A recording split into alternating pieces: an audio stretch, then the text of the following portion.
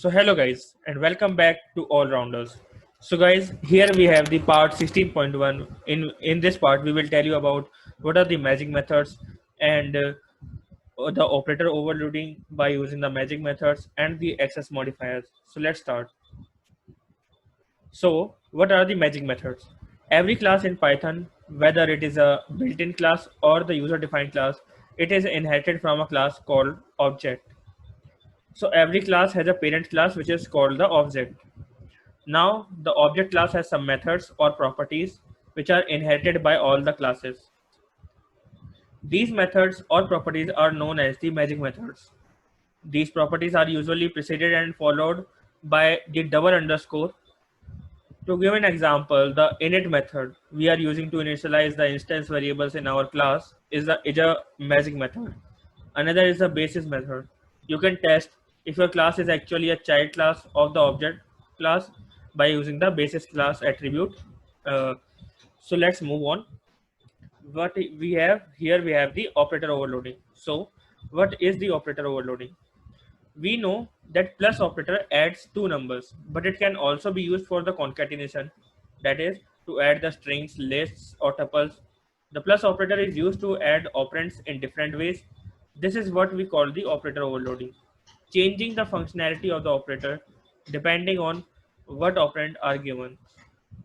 The functionality of the plus operator is defined with a method called add method, in which we have the double underscore before add and after add.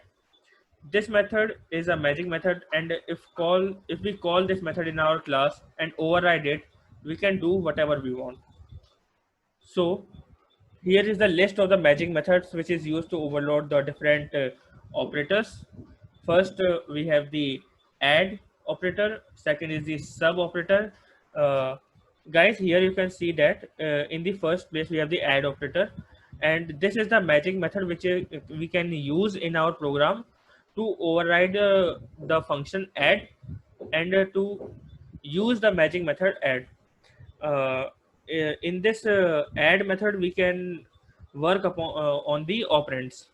Then we have the subtraction, multiplication, floor division, division, modulus, power, left, and left greater than, then equals to, then not equals to, and then greater than equal to. So this is the list of the magic method which is used to overload the different operators. Now let's move on. We have the new method.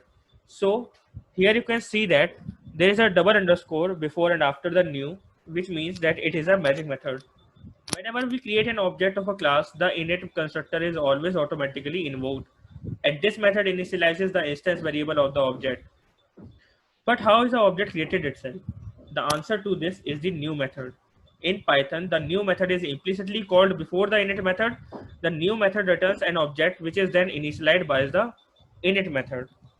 Now we have the access modifiers. So what are the access modifiers? Various object-oriented languages like the C++, Java, Python control access modifications which are used to restrict the access to the variables and methods of the class. Most programming languages has three forms of access modifiers, which are the public, protected, and private in a class. Python uses underscore symbol to determine the access control for a specific data member or a member function of a class. Access specifiers in the Python have an important role to play in securing the data from the unauthorized access and in preventing it from being exploited.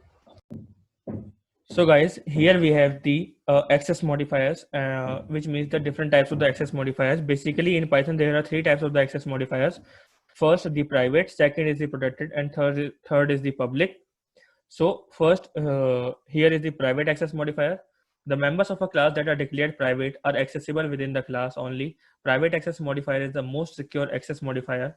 Data members of a class are declared private by adding a double underscore symbol before the data member of that class.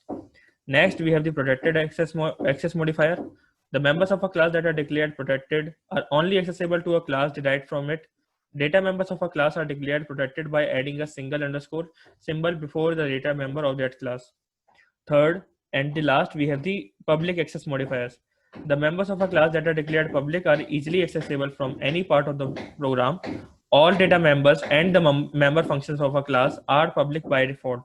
So that's all about for this video, guys. In the next video, we will implementing the magic methods and the operator overloading by using the magic methods. So thank you, guys.